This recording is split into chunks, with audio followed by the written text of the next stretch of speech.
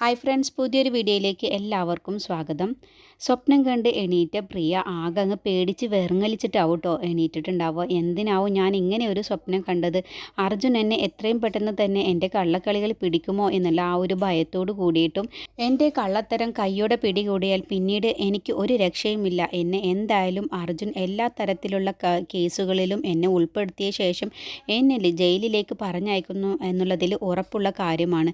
സാക്ഷിയുടെ കേസിൻ്റെ കാര്യത്തിനും തേജ കൊലക്കേസും എല്ലാം കൂടി എൻ്റെ തലയിൽ തന്നെ വന്നു വീഴും എന്നുള്ള ആ ഒരു ടെൻഷനും കാര്യങ്ങളൊക്കെ പ്രിയയിൽ ഇങ്ങനെ വരികയാണ് കേട്ടോ. എന്നിട്ട് പ്രിയ ഇങ്ങനെ കൈയും കാലും നെഞ്ചും തലയും ഒക്കെ ഇങ്ങനെ തടവുകയാണ്. അർജുൻ തോക്കെടുത്ത് എൻ്റെ ദേഹത്തേക്ക് എങ്ങാനും വെടി വെച്ചിട്ടുണ്ടോ എന്നുള്ള ആ ഒരു പേടിയിൽ അങ്ങ് തപ്പുകയാണ് കേട്ടോ. പെട്ടെന്ന് തന്നെ പ്രിയക്ക് തലവേദന വരികയാണ്. അങ്ങനെ പ്രിയ ആ ഒരു ഓയിൽ എടുക്കാൻ വേണ്ടിയിട്ട് താഴെ പോവുകയാണ് കേട്ടോ. കിച്ചണിലേക്ക് പോയിട്ട് എണ്ണ ഒക്കെ ചൂടാക്കിയിട്ട് ഒരു പാത്രത്തിലേക്ക് ഓയിൽ ഒഴിച്ച ശേഷം വീണ്ടും തിരിച്ച് റൂമിലേക്ക് തന്നെ പോരാൻ വേണ്ടിയിട്ട് നിൽക്കണ്ടോ. ഈ സമയത്ത് എല്ലാവരും നല്ല ഉറക്കത്തിലാവും കേട്ടോ. 12 മണി കഴിഞ്ഞിട്ടുണ്ടാവും ആ സമയത്താവും കേട്ടോ ഇതൊക്കെ ചെയ്യുന്നത്. അപ്പോൾ ഒച്ചയൊന്നും ഉണ്ടാക്കാതെ തന്നെയാണ് കേട്ടോ പ്രിയ താഴേക്ക് വരുന്നതും കിച്ചണിൽ പോയിട്ട് ഓയിൽ എടുക്കുന്നതും പിന്നീട് അത് ചൂടാക്കി എടുക്കുന്നതും ഒക്കെ. ആ ഓയിൽ ചൂടാക്കിയ ശേഷമാണ് തലവേദനയ്ക്ക് പുരട്ടേണ്ടത് എന്ന് പറഞ്ഞ കാരണമാണ് കേട്ടോ ഓയിലെടുത്ത് വന്ന ശേഷം അതങ്ങ് ചൂടാക്കുന്നതൊക്കെ. പിന്നീട് മുകളിലേക്ക് പോകാൻ വേണ്ടി നിൽക്കുന്ന സമയത്താവും പെട്ടെന്ന് ഇങ്ങനെ അർജുൻ താഴേക്ക് വരുന്നത് കാണാണ്. അങ്ങനെ പ്രിയ അവിടെ അങ്ങ് ഒളിച്ചിരിക്കുകയാണ് കേട്ടോ. പിന്നീട് കേക്കൊക്കെ എടുത്ത ശേഷം പൂജ എൻ്റെ ജീവിതത്തിലേക്ക് വന്നു കഴിഞ്ഞ് ഇപ്പോൾ 2 വർഷമായി. അങ്ങനെ ഒരു ആനിവേഴ്സറിയാണ്, എനിക്ക് മറക്കാൻ പറ്റാത്ത ആ ഒരു നിമിഷമാണ്. എന്തായാലും പൂജയ്ക്ക് ഒരു സർപ്രൈസ് ആവണം എന്ന് കരുതിയിട്ടാണ് കേട്ടോ അർജുൻ ഇങ്ങനെയൊക്കെ ചെയ്യുന്നത്. അങ്ങനെ കേക്കൊക്കെ ടേബിളിൽ കൊടുന്ന് വെച്ച ശേഷം 2 കാൻഡിൽ അങ്ങ് കത്തിക്കാൻ വേണ്ടിയിട്ട് അതങ്ങ് വെച്ച ശേഷം പിന്നീട് പൂജയെ പോയി വിളിച്ചു കൊണ്ടുവരികയാണ്. അങ്ങനെ പൂജയുടെ കണ്ണൊക്കെ പൊത്തിയിട്ട് താഴേക്ക് കൊണ്ടുവരികയാണ്. അപ്പോൾ എന്താ അജുവേട്ടാ, എന്താണ് ഇത്ര സർപ്രൈസ് എന്നൊക്കെ പറയുമ്പോൾ നീ കണ്ണ് തുറന്ന് നോക്കുക എന്ന് പറഞ്ഞിട്ട് കണ്ണ് തുറന്ന് നോക്കുന്ന സമയത്ത് കേക്കും അതിൽ ആ ഒരു മെഴുകുതിരിയും ഒക്കെ കാണുകയാണ് കേട്ടോ. അജുവേട്ടാ എന്താ ഇത് സ്പെഷ്യൽ എന്ന് ചോദിക്കുമ്പോൾ നീ ആ കേക്കൊന്ന് വായിച്ചു നോക്ക്, അതിൽ എഴുതിയിരിക്കുന്നത് വായിച്ചു നോക്ക് എന്ന് പറയുമ്പോൾ ഇങ്ങനെ മീറ്റ് ചെയ്ത് അതിൻ്റെ ആ ഒരു ഓർമ്മ പുതുക്കൽ എന്നുള്ള എഴുതിയത് കാണുമ്പോൾ പൂജയ്ക്ക് നല്ല സന്തോഷമാവുകയാണ് കേട്ടോ. അപ്പോൾ അർജുൻ പറയാണ് എൻ്റെ ജീവിതത്തിൽ ഏറ്റവും നല്ല ഒരു ദിവസം തന്നെയാണ്, നല്ലൊരു മുഹൂർത്തം തന്നെയാണ് നിന്നെ ആദ്യമായിട്ട് ഞാൻ കണ്ടെത്തിയ ആ ഒരു ദിവസം. അതെൻ്റെ ജീവിതത്തിൽ മറക്കാൻ പറ്റാത്ത ഒരു ദിവസം തന്നെയാണ് എന്നൊക്കെ പറയുമ്പോൾ പൂജയ്ക്ക് വലിയ സന്തോഷമാവുക കേട്ടോ. എന്നിട്ട് പൂജ അർജുനോട് പറയുന്നുണ്ട്, അജുവേട്ടൻ്റെ ഈ വാക്കുകൾ കേൾക്കുമ്പോൾ ഞാൻ എത്രത്തോളം അധികം സന്തോഷിക്കുന്നുണ്ട് എന്ന് അറിയുമോ എന്നൊക്കെ പറയും കേട്ടോ. എന്നിട്ട് കേക്ക് കട്ട് ചെയ്ത ശേഷം അവരങ്ങോട്ടും ഇങ്ങോട്ടും വായിലൊക്കെ വെച്ച് കൊടുത്ത ശേഷം പിന്നീട് അർജുൻ പറയുന്നൊക്കെ ഉണ്ട് കേട്ടോ. കേക്കിൻ്റെ മുകളിൽ 2 കാൻഡിലാണ് ഞാൻ വെച്ചിരുന്നത്, അതിൽ കാണാനില്ലല്ലോ, ഒന്ന് കാണാനില്ലല്ലോ എന്ന് പറയുമ്പോൾ പൂജ പറയുന്നുണ്ട് അത് അജുവേട്ടന് തോന്നിയതായിരിക്കും എന്ന് പറയുമ്പോൾ അല്ല ഞാൻ വെച്ചിരുന്നതാണ്, കണ്ടില്ലേ ഇതിൽ അടയാളം കണ്ടില്ലേ എന്നങ്ങ് പറയട്ടോ. എന്തായാലും നീ ഇപ്പോൾ ഒന്ന് കത്തിക്കുക എന്ന് പറഞ്ഞ ശേഷമാണ് കേട്ടോ അതങ്ങ് കത്തിച്ച ശേഷം അവർ കേക്ക് കട്ട് ചെയ്യുന്നതൊക്കെ. അപ്പോൾ ഇതൊക്കെ താഴെ ആ ഒരു ടേബിളിൻ്റെ അടിയിൽ ഇരുന്നു കൊണ്ട് തന്നെ പ്രിയ ഇതൊക്കെ കണ്ടുകൊണ്ടിരിക്കുന്നുണ്ട്. അപ്പോൾ പ്രിയക്ക് നല്ല ദേഷ്യവും കാര്യങ്ങളൊക്കെ വരുന്നുണ്ട്. പ്രിയ ആയിരിക്കും ആ ഒരു മെഴുകുതിരിയിലത്തെ 2 എണ്ണത്തിലത്തെ ഒന്നെടുത്ത് ഒടിച്ച് കളയുന്നതും പിന്നീട് അവിടെ ഹോളിലേക്ക് തന്നെ എറിഞ്ഞിട്ട് അവിടെ കിടക്കുന്നുണ്ടാവും കേട്ടോ. അങ്ങനെ പ്രിയ ആരും കാണാതെ തന്നെ, പൂജയും അർജുനും കാണാതെ തന്നെ പിന്നീട് വീണ്ടും പ്രിയ മുകളിലേക്ക് തന്നെ റൂമിലേക്ക് പോവാണ് കേട്ടോ.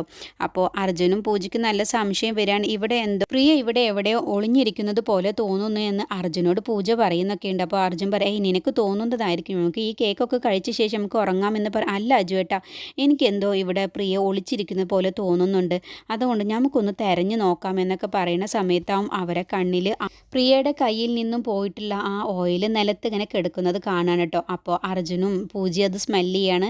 അപ്പോൾ പൂജ പറയാണ് ഇത് പ്രിയയുടെ തലവേദനയ്ക്ക് വേണ്ടിയിട്ട് ഡോക്ടർ എഴുതി കൊടുത്ത ഓയിലാണല്ലോ ഇതെന്നങ്ങ് പറയട്ടോ. അതെങ്ങനെ ഇപ്പോൾ ഇവിടെ വന്നു എന്നങ്ങ് അർജുന് സംശയം വരികയാണ് കേട്ടോ. അങ്ങനെ അവർക്ക് പ്രിയ ഇവിടെ ഉണ്ടായിരുന്നു എന്നുള്ള ആ ഒരു സംശയത്തിൽ അവരവിടെ ഇങ്ങനെ തെരഞ്ഞു നോക്കുന്ന സമയത്താവും അച്ചമ്മങ്ങ് വരുന്നത്.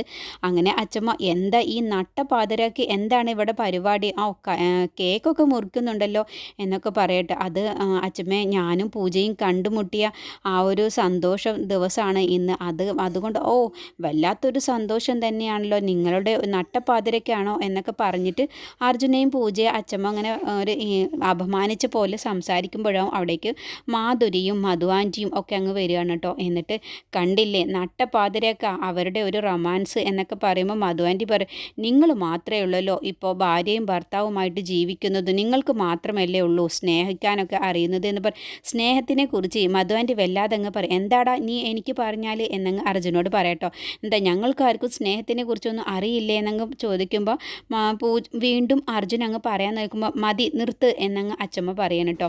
നിങ്ങൾ കേക്ക് മുറിക്കുകയോ ആഘോഷിക്കുകയോ എന്താന്ന് വെച്ച് ചെയ്തോ, പക്ഷേ മറ്റുള്ളവരുടെ ഉറക്കം കളഞ്ഞിട്ടാണോ ഇങ്ങനെയൊക്കെ ചെയ്യുന്നത് എന്നങ്ങ് ചോദിക്കുമ്പോൾ അർജുൻ പറയും, അതിന് അച്ചമ്മ ഞങ്ങൾ ആരുടെയും ഉറക്കം കളഞ്ഞിട്ടില്ലല്ലോ. എല്ലാവരും ഉറങ്ങിയ ശേഷം സൗണ്ടൊന്നും ഉണ്ടാക്കാതെയല്ലേ ഞങ്ങൾ താഴെ വന്ന് ഈ കേക്കൊക്കെ മുറിച്ചത്. പിന്നെ അച്ചമ്മയും എല്ലാവരും കൂടിയിട്ടല്ലേ വെറുതെ ഇവിടേക്ക് വന്നത്. ഞങ്ങൾ നിങ്ങളെ വിളിച്ചിട്ടൊന്നുമില്ലല്ലോ. ഞങ്ങൾ ആരുടെയും ഉറക്കം കളയാൻ വേണ്ടി നോക്കിയിട്ടില്ല. നിങ്ങളുടെ ആരുടെയും ഉറക്കം കളയരുത് എന്ന് കരുതിയിട്ടാണ് ഞങ്ങൾ ഈ ഒരു നേരത്ത് തന്നെ ഇങ്ങനെ ആഘോഷിക്കാം എന്ന് വെച്ചത് എന്നൊക്കെ പറയുന്നുണ്ട് കേട്ടോ. നിങ്ങൾക്ക് ഇപ്പോൾ ആഘോഷവും കൂത്തും പാട്ടും ഒക്കെ ആയിട്ട് നടക്കാലോ. എൻ്റെ അനുമോള് അവളുടെ അവസ്ഥയൊന്ന് ആലോചിച്ചു. ഒരാളോട് സംസാരിക്കാൻ പറ്റാതെ, മിണ്ടാൻ പറ്റാതെ, അനങ്ങാൻ പറ്റാതെ അവൾ കിടന്ന് ബുദ്ധിമുട്ടുന്ന ഈ സമയത്ത് തന്നെ വേണം നിങ്ങളുടെ ആഘോഷങ്ങളും ആട്ടും പാട്ടും ഒക്കെ എന്നൊക്കെ പറയുന്നുണ്ട് കേട്ടോ. അപ്പോഴാവും അച്ചമ്മയോട് പൂജ പറയുന്നുണ്ട്, അച്ചമ്മ ഇവിടെ നോക്കി നോക്കൂ, ആ ഓയിൽ കിടക്കുന്ന ഇത് പ്രിയയുടെ തലയിൽ തേച്ച് കൊടുക്കുന്ന ഓയിലല്ലേ തലവേദന വരുന്ന സമയത്ത് ഡോക്ടർ എഴുതി, അതെങ്ങനെ ഇവിടെ വന്നു എന്നങ്ങ് പറയുമ്പോൾ അത് ഞങ്ങളോടാണ് ചോദിക്കുന്നത്. പിന്നെ ഇവിടെ ഞങ്ങൾ ആരും തന്നെ അത് ഉപയോഗിച്ചിട്ടില്ല. അപ്പോൾ പ്രിയയുടെ ഓയിൽ എങ്ങനെ ഇവിടെ വന്നു? പ്രിയ എണീറ്റ് വന്നു. ഇനിയിപ്പോൾ നീ പ്രിയേനെ കുറിച്ച് അങ്ങ് പറഞ്ഞോ. എൻ്റെ അനുമോൾ വയ്യാതെയാണ് ഇപ്പോൾ അവിടെ കിടക്കുന്നത്. അവൾക്ക് അനങ്ങാൻ പറ്റാതെ അവളെങ്ങനെ താഴെ വന്ന് ഓയിലൊക്കെ ചൂടാക്കുന്നത്? നീ ഇനിയിപ്പോൾ അതിൻ്റെ മുകളിൽ അങ്ങ് കയറി പിടിച്ചോ എന്ന് അല്ല അച്ചമ്മ എന്ന് അർജുൻ പറയട്ടോ. ഞങ്ങൾക്ക് കുറേയായി തോന്നുന്നു ഇവിടെ ആരോ ഒളിഞ്ഞു നിൽക്കുന്നത് പോലെ ഞങ്ങൾക്ക് തോന്നിയിട്ടുണ്ടായിരുന്നു എന്ന് പറയുമ്പോൾ മാധുര്യമ്മ പറയാണ്, അല്ല എന്താ നിങ്ങൾ പറഞ്ഞു അതെ അമ്മ എന്ന് പൂജ പറയട്ടോ. ഞങ്ങൾ ഇവിടെ കേക്ക് മുറിക്കുന്ന ആ സമയത്തും ഒക്കെ ഇവിടെ ആരോ ഒളിഞ്ഞു നിൽക്കുന്നത് പോലെ തോന്നി. ഒരു ചെറിയ നിഴൽ പോകുന്ന പോലെയൊക്കെ ഞങ്ങൾക്ക് തോന്നിയിട്ടുണ്ട്. പിന്നെ ഇപ്പോൾ ഇതാ പ്രിയയുടെ തലയിൽ തേച്ച് കൊടുക്കുന്ന ആ ഓയിലാണ് ഇതിപ്പോൾ ആരും തന്നെ എടുത്തിട്ടുമില്ല. പിന്നെ എങ്ങനെ ഈ ഓയിൽ ഇവിടെ വന്നു എന്നങ്ങ് പറയുമ്പോൾ നിങ്ങൾ രണ്ടുപേരും ഇപ്പോൾ പറഞ്ഞു വരുന്നത് എന്താ? എൻ്റെ അനുമോള് താഴെ ഇറങ്ങി വന്നു, അവൾക്ക് കുഴപ്പമില്ല, അവൾ കോമയിലൊന്നും അല്ലാന്നാണോ നിങ്ങൾ പറഞ്ഞു? അങ്ങനെയാണെങ്കിൽ എൻ്റെ അനുമോള് കിടക്കുന്ന റൂമിൽ അവൾ ഉണ്ടോ എന്നങ്ങ് നോക്കിയാൽ പോരെ എന്നങ്ങ് അച്ചമ്മ പറയട്ടോ.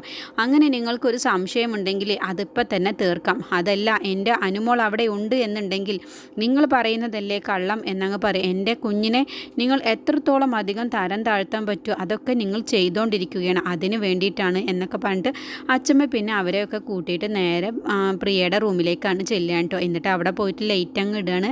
അപ്പോൾ ആ സമയത്ത് പ്രിയ ഒന്നും അറിയാത്ത ഭാവത്തിൽ ഉറങ്ങിയ മട്ടിൽ അങ്ങ് പുതപ്പൊക്കെ ഇട്ട ശേഷം അങ്ങ് കണ്ണടച്ച് കിടക്കുന്നുണ്ട് അവിടെ. കണ്ടില്ലേ എൻ്റെ കുഞ്ഞിന് വീൽ ചെയറിൻ്റെ സഹായമില്ലാതെ ഒന്നിനും പറ്റാത്ത കുട്ടിയെയാണ് നിങ്ങൾ താഴെ വന്ന് അവൾ ഓയിലൊക്കെ എടുത്ത് ചൂടാക്കി എന്നൊക്കെ പറഞ്ഞത്.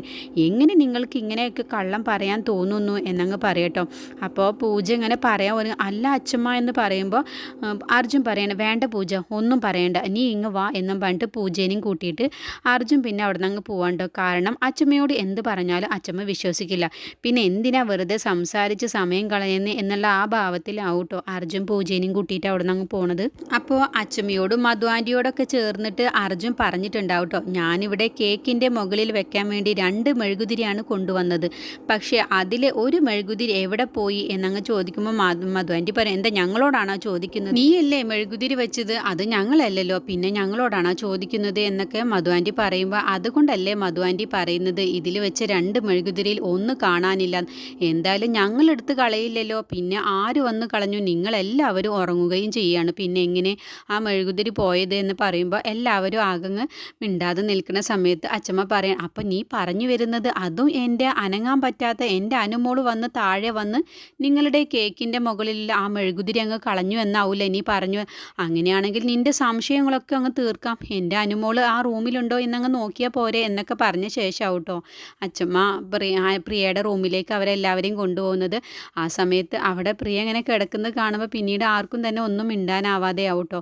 അവരെല്ലാവരും അവിടെ നിന്ന് പിന്നെ പോവുകയാണ്. എന്നിട്ട് മധു ആൻറ്റിയും മാധുരി അമ്മയൊക്കെ അവിടെ നിന്ന് പോയ ശേഷം അച്ചമ്മ പിന്നെ പ്രിയയുടെ മുഖത്തൊക്കെ ഇങ്ങനെ തടവി ശേഷം ഒരു ഉമ്മ ഒക്കെ കൊടുത്തിട്ട് പുതപ്പൊക്കെ ശരിയാക്കി ഇട്ട് കൊടുക്കുകയാണ് കേട്ടോ. എന്നിട്ട് ആ റൂമിൽ നിന്നാണ്ട് പോവുകയാണ്, സങ്കടപ്പെട്ടിട്ട് അങ്ങ് പോവുകയാണ്. എന്നിട്ട് കതക് അങ്ങ് അടയ്ക്കുകയാണ് കേട്ടോ. കതക് അടച്ച ഉടനെ തന്നെ പ്രിയ അവിടെ നിന്ന് അങ്ങ് എണീക്കുകയാണ്. എണീറ്റിട്ട് പ്രിയ അങ്ങനെ ഹാവോ രക്ഷപ്പെട്ടു, അല്ലെങ്കിൽ ഇപ്പം തന്നെ എൻ്റെ കഥ കഴിഞ്ഞേനെ, എല്ലാവരുടെയും മുന്നിൽ വെച്ച് ഇപ്പോൾ എന്നെ കൈയോടെ അർജുൻ പിടിച്ചേനെ, എന്തോ ഭാഗ്യത്തിന് രക്ഷപ്പെട്ടു എന്നൊക്കെ ഇങ്ങനെ മനസ്സിൽ കരുതുകയാണ് കേട്ടോ. പിന്നീട് പിറ്റേ ദിവസം രാവിലെ കനകേച്ചി അവിടേക്ക് ഇങ്ങനെ അടിച്ചു വരാം കേട്ടോ. അടിച്ചു വാരുന്ന ആ സമയത്ത് ഹോളിൽ ഇങ്ങനെ മെഴുകുതിരി ഇങ്ങനെ ഒടിച്ചിട്ടത് കാണാണ്. അപ്പോൾ കനകേച്ചി ഇതെന്താ മെഴുകുതിരി ഇവിടെ ഒടിച്ചിട്ടിരിക്കുന്നത് എന്നങ്ങ് മാധുര്യമ്മയോട് പറയുമ്പോൾ, ആ ഇന്നലെ അർജുൻ പറഞ്ഞതായിരുന്നല്ലോ കേക്കിൻ്റെ മുകളിൽ 2 മെഴുകുതിരി വെച്ചിരുന്നു എന്ന്. അപ്പോൾ അതിൽ ഒന്ന് തന്നെ ആയിരിക്കും ഇത് ഒടിഞ്ഞിട്ടാണല്ലോ, ഇത് ആരാ ഒടിച്ചിട്ടുണ്ടാവുക എന്നൊക്കെ പറഞ്ഞ് നിൽക്കുന്ന സമയത്താവും അവിടേക്ക് പൂജ വരാണ്ട്. അപ്പോൾ പൂജ, ആ അമ്മേ അപ്പോൾ അജുവേട്ടൻ പറഞ്ഞത് കറക്റ്റ് തന്നെയാണ്, അതിൽ 2 മെഴുകുതിരി വെച്ചിട്ടുണ്ടായിരുന്നു, അപ്പോൾ അതിൽ ഒരു മെഴുകുതിരി തന്നെയാണ് ഇത് ഒടിച്ചിട്ടുണ്ടല്ലോ അമ്മേ എന്നൊക്കെ ഇങ്ങനെ പറഞ്ഞുകൊണ്ടിരിക്കുന്ന സമയത്ത് മധു ആൻറ്റി പ്രിയേനെയും കൂട്ടിയിട്ട് അവിടെ നിന്ന് വരികയാണ് കേട്ടോ. അപ്പോൾ പ്രിയ ഇങ്ങനെ മെഴുകുതിരി ഒടിച്ചിട്ടതൊക്കെ ഇങ്ങനെ പറയുമ്പോൾ പ്രിയ ഒന്ന് പേടിച്ചിട്ട് ഇങ്ങനെ ഞാനാണത് ചെയ്തത് എന്നുള്ള ഭാവത്തിൽ ഇങ്ങനെ വെള്ളം ഇറക്കിക്കൊണ്ട് ഇങ്ങനെ ഒന്നും അറിയാത്ത ഭാവത്തിൽ ഇങ്ങനെ ഇരിക്കുകയാണ് കേട്ടോ. അപ്പോൾ പൂജ ഇങ്ങനെ ഒരു മുള്ളും മുനയും വെച്ചിട്ട് ഇങ്ങനെ പറയും, ആരാണ് ഇവിടെ വന്നത് എന്നുള്ളതും അത് ആരാണ് ആ മെഴുകുതിരി ഒടിച്ചത് എന്നുള്ളതും എങ്ങനെ താഴെ ഓയിൽ പോയി എന്നുള്ളതൊക്കെ മനസ്സിലാവുന്നൊക്കെയുണ്ട്. എല്ലാ കാലത്തും എല്ലാവരെയും പറ്റിച്ച് ജീവിക്കാന്ന എല്ലാവരുടെയും വിചാരം. ഇവിടെയൊക്കെ ഒരു പെരിച്ചായുണ്ട്, ആ പെരിച്ചായി പകലിങ്ങനെ പതുങ്ങിയിരിക്കും, പിന്നീട് രാത്രിയിൽ ഇങ്ങനെ പരതി നടക്കുകയാണ്, എല്ലാവരും ഉറങ്ങിയ ശേഷമാണ് പെരിച്ചായി പുറത്തിറങ്ങുകയുള്ളൂ എന്നൊക്കെ ഇങ്ങനെ പ്രിയനെ കുറിച്ചിട്ട് ഇങ്ങനെ ഒരു മുള്ളും മനയും വെച്ചിട്ട് തന്നെ പൂജ പറയണ്ട. അപ്പോൾ മാധുര്യമ്മക്കും അതൊക്കെ മനസ്സിലാവുകയാണ്.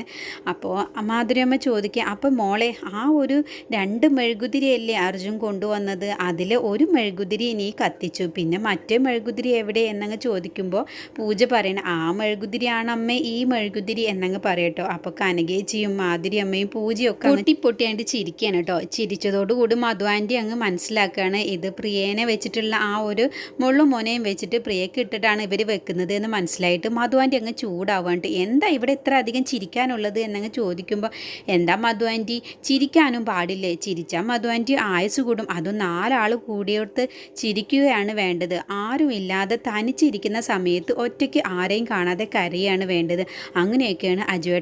എന്ത് പറഞ്ഞാലും നിൻ്റെ ഒരു അജുവേട്ടൻ പറയുന്ന ഓരോ വാക്കുകളിലും ഓരോ പോയിൻ്റ് ഉണ്ട് മധു ആൻറ്റി, അതുകൊണ്ടാണ് അജുവേട്ടൻ്റെ കാര്യങ്ങളൊക്കെ പറയുന്നത് എന്നൊക്കെ അങ്ങ് പറയാണ് കേട്ടോ മധു ആൻറ്റിയോട് പൂജ.